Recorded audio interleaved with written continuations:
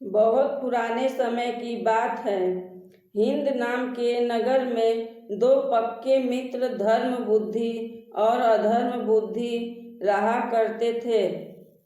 एक दिन अधर्म बुद्धि के मन में विचार आता है कि क्यों न दूसरे शहर जाकर कुछ पैसा कमाया जाए।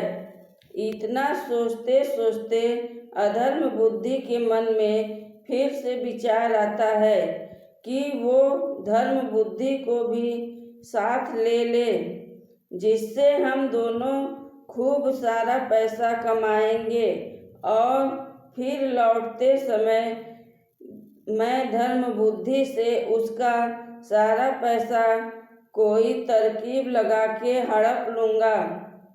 अधर्म बुद्धि अपनी चाल को पूरा करने के लिए उसने धर्म बुद्धि को दूसरे शहर जाने के लिए मना लेता है। फिर दोनों अपने नगर से बहुत सारा सामान लेकर दूसरे शहर पहुंच जाते हैं। कुछ महीनों तक वहीं रहकर धर्म बुद्धि और अधर्म बुद्धि ने अपने सामान को काफ़ी अच्छी कीमत से बेचते हैं। अब दोनों के पास बहुत सारा पैसा जमा हो जाता है तो दोनों अपने नगर की ओर लौटने लगते हैं।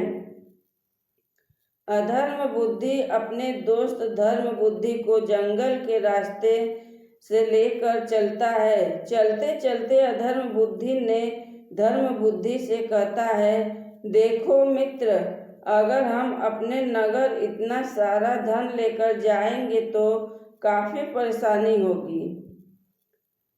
चोर इसे चुरा सकते हैं, कुछ लोग हमसे कुछ उधार भी मांग सकते हैं, इसलिए बेहतर होगा कि हम आधा धन इसी जंगल में कहीं छिपा देते हैं।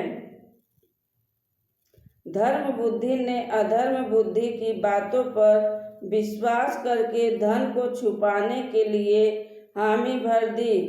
अधर्म बुद्धि ने गड्ढा खोदकर धन को जंगल में एक पेड़ के पास छिपा देता है और दोनों अपने शहर पहुंचते हैं। फिर कुछ दिनों बाद अधर्म बुद्धि मौका देखकर अकेले ही सारा धन उस जंगल से निकाल ले आता है और समय बीतता गया। अब एक दिन धर्म बुद्धि को धन की जरूरत पड़ी तो धर्म बुद्धि सीधे अपने मित्र अधर्म बुद्धि के पास गया और कहने लगा, मुझे पैसों की बहुत ज़रूरत है, चलो जंगल से पैसे निकालकर ले आते हैं। अधर्म बुद्धि राजी हो गया और दोनों जंगल की ओर चल दिए। जैसे ही धर्म बुद्धि ने गड्ढा खोदा तो वहाँ पैसा न देखकर वह चौंक गया। इतने में ही अधर्म बुद्धि ने शोर मचाना शुरू कर दिया और धर्म बुद्धि पर चोरी का आरोप लगाने लगा। खूब हल्ला करने के बाद अधर्म बुद्धि न्याय के लिए राजा के पास गया। राजा ने सारा मामला सुना तो सच्चाई का पता लगाने के लिए दोनों की परीक्षा लेने का निर्णय लिया।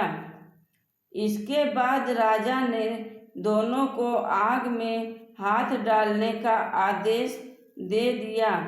अब चतुर अधर्म बुद्धि ने कहा, आग में हाथ डालने की कोई ज़रूरत नहीं है महाराज, खुद जंगल की देवी मेरी सच्चाई की गवाही देंगी। राजा ने उसकी बात मान ली। चतुर अधर्म बुद्धि जंगल के ही एक सूखे पेड़ में छिप गया। जैसे ही राजा ने जंगल की देवी से पूछा कि आखिर धन की चोरी किसने की, तो जंगल से आवाज़ आई, धर्म बुद्धि ने चोरी की है।